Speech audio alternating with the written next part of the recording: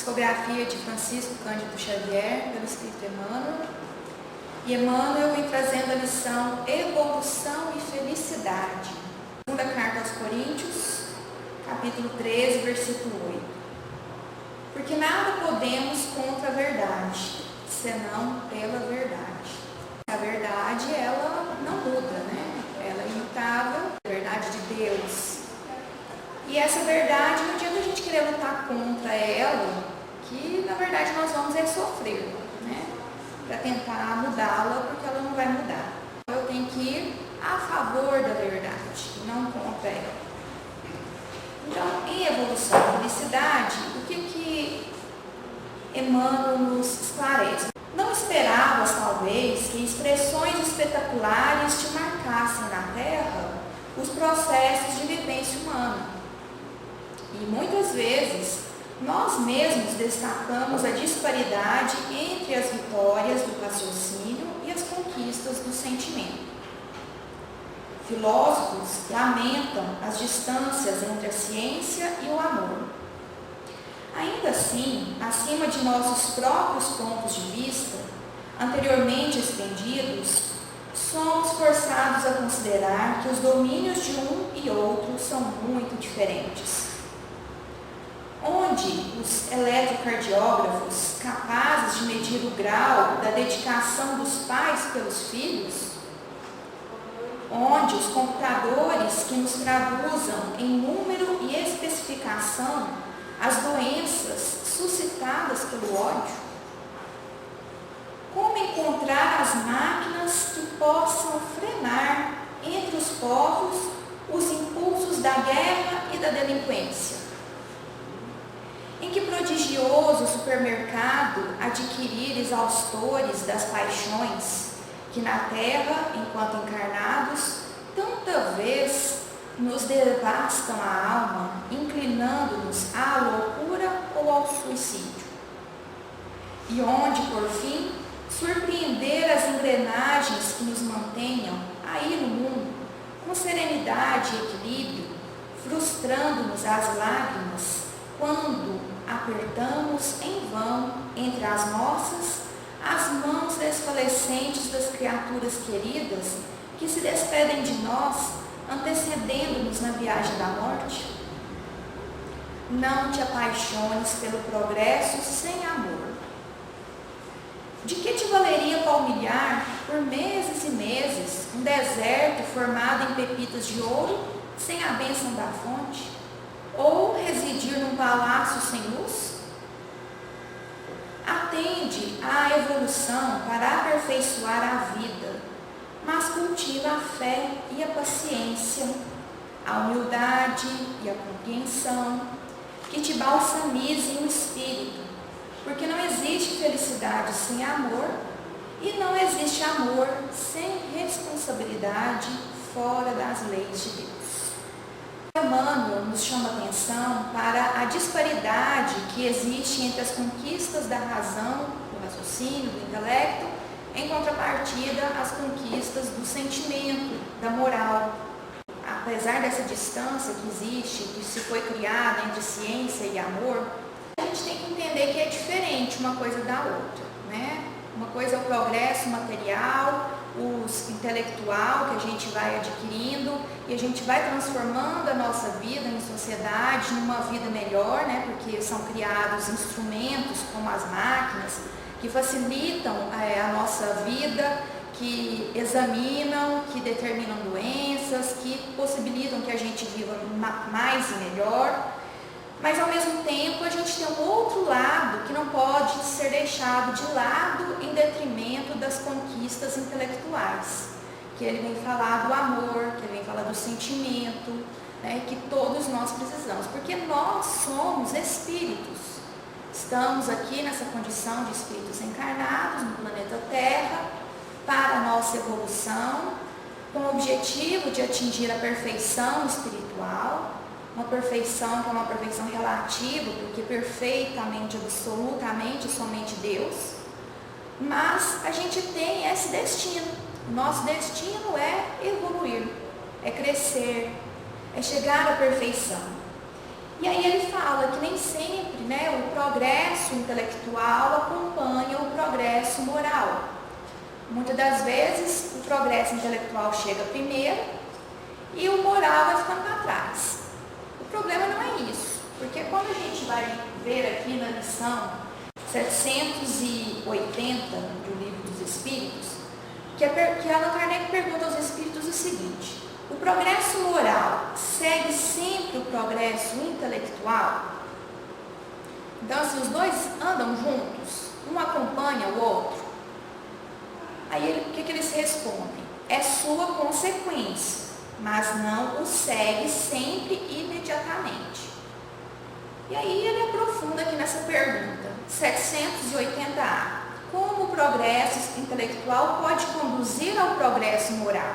Se eles nem sempre andam juntos, como foi a pergunta anterior, né, a resposta, então como que faz? Né? Se o intelectual vem um pouco antes do moral, como é que o intelectual vai ajudar, né, a conduzir ao progresso moral? E aí os espíritos respondem assim: dando a compreensão do bem e do mal, pois então o homem pode escolher.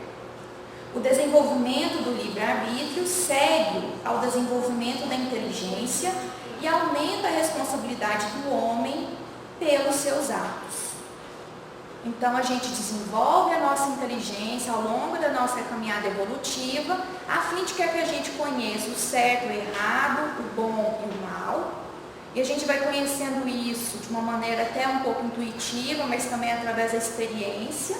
E a gente adquire essa experiência através das várias reencarnações que nós temos na Terra, porque numa só não é possível a gente fazer toda essa caminhada evolutiva que a gente necessita alcançar.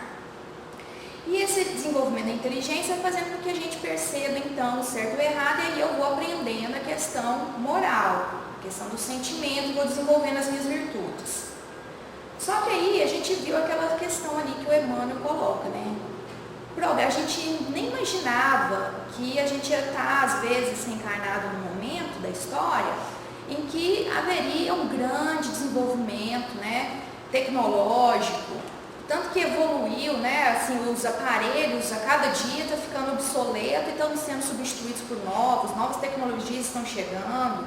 A gente está vendo hoje a questão da interação, né, do homem com a máquina, com a inteligência artificial. No início do século passado, a gente não imaginava que ia dar esse salto tão grande, né, da evolução tecnológica, e isso graças ao crescimento, progresso intelectual dos homens. 780b. Como se explica então que os povos mais esclarecidos sejam frequentemente os mais pervertidos? Aí ele explica o seguinte, os espíritos: o progresso completo é o alvo a atingir.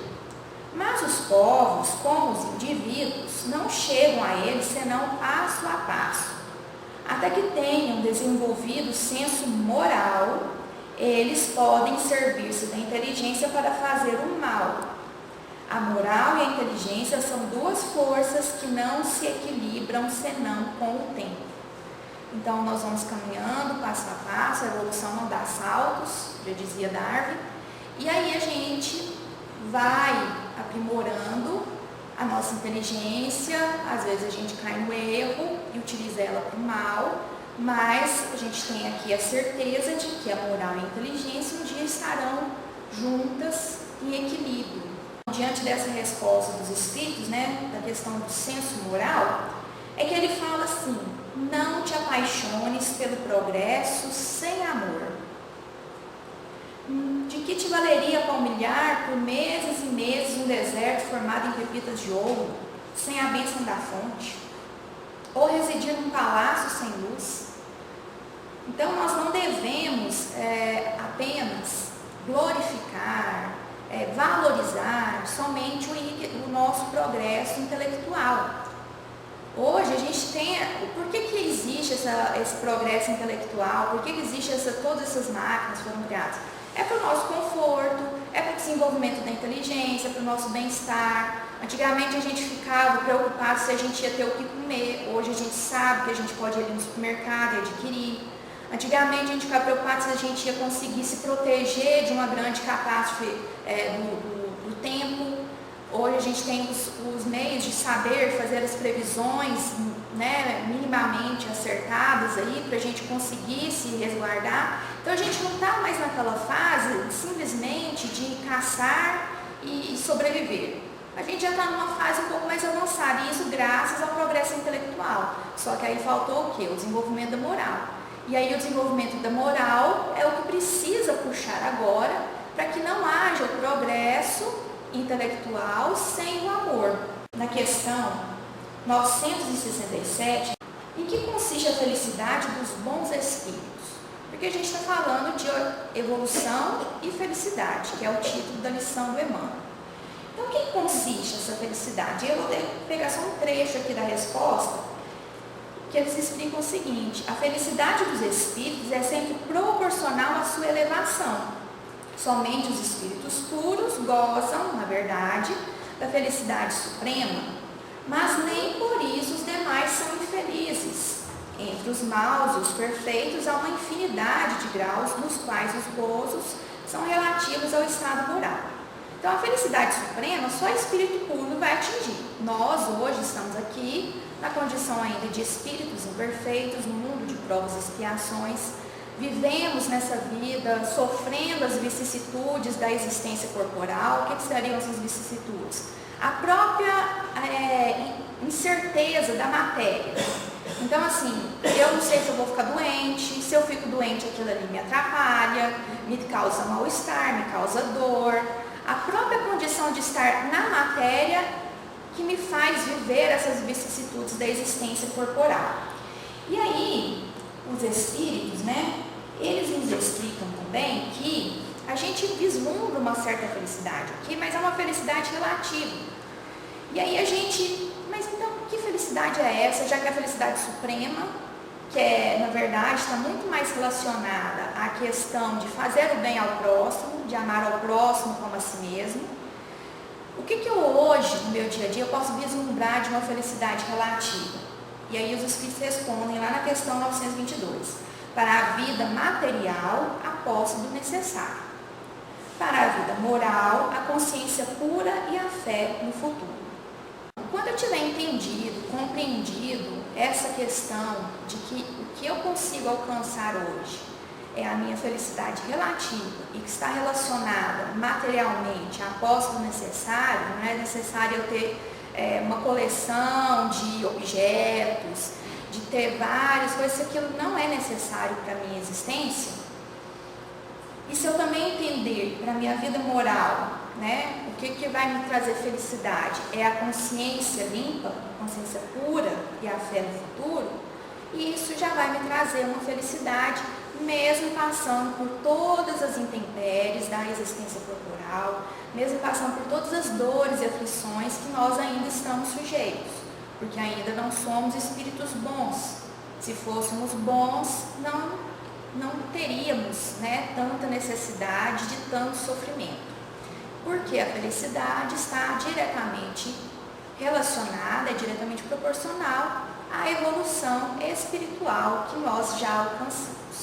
Esse livro aqui, Joana de Ângeles, né, vem falando sobre a vida feliz, e ela vem explicando o seguinte: a felicidade depende da perfeição moral.